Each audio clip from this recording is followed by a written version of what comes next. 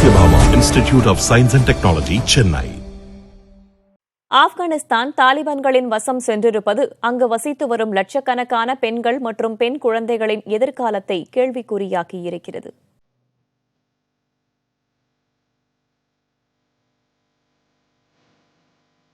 பெண்கள் கல்வி கற்கக்கூடாது, பணிக்கு செல்லக்கூடாது, ஆண் துணையின்றி வீட்டை விட்டு வெளியே வரக்கூடாது.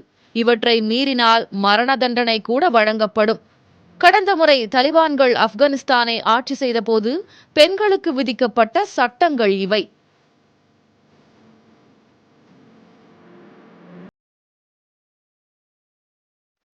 இந்த அடிமைத்தனங்களில் இருந்து மீண்டு கடந்த 20 ஆண்டுகளாக சுதந்திர காற்றை சுவாசித்து வந்த ஆப்கன் பெண்களின் எதிர்காலம் மீண்டும் இருண்ட காலத்தை நோக்கி திரும்பி இருப்பதுதான் வேதனை.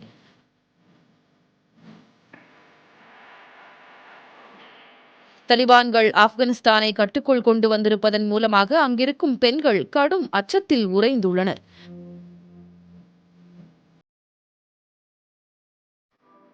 குறிப்பாக பெண் உரிமைக்காக போராடியவர்களின் நிலை என்னவாகும் என்பதையே கணிக்க முடியாது என்கின்றனர் சர்வதேச அரசியல் வல்லுநர்கள்.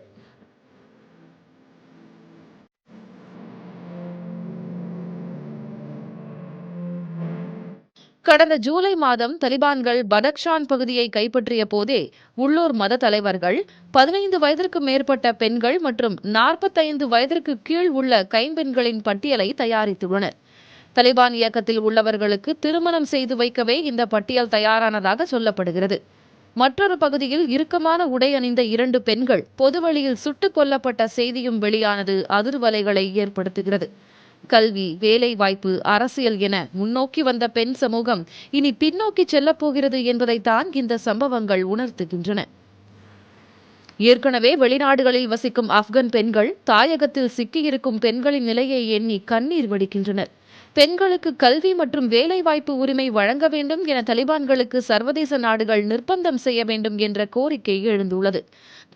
வருங்காலத்தை நினைத்து கலக்கத்தில் இருக்கும் லட்சக்கணக்கான ஆப்கன் பெண்களுக்கு சர்வதேச நாடுகள் என்ன உதவி செய்ய போகின்றன? மீண்டும் அவர்களால் இயல்பாக பள்ளி சென்று கல்வி கற்க முடியுமா? ஆண்களைப் போல பணிக்கு செல்ல முடியுமா என்பதற்கெல்லாம் காலம்தான் பதில் சொல்ல முடியும்.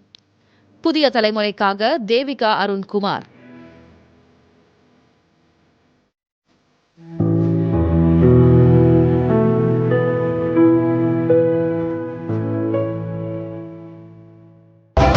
Satyabhama Institute of Science and Technology, Chennai.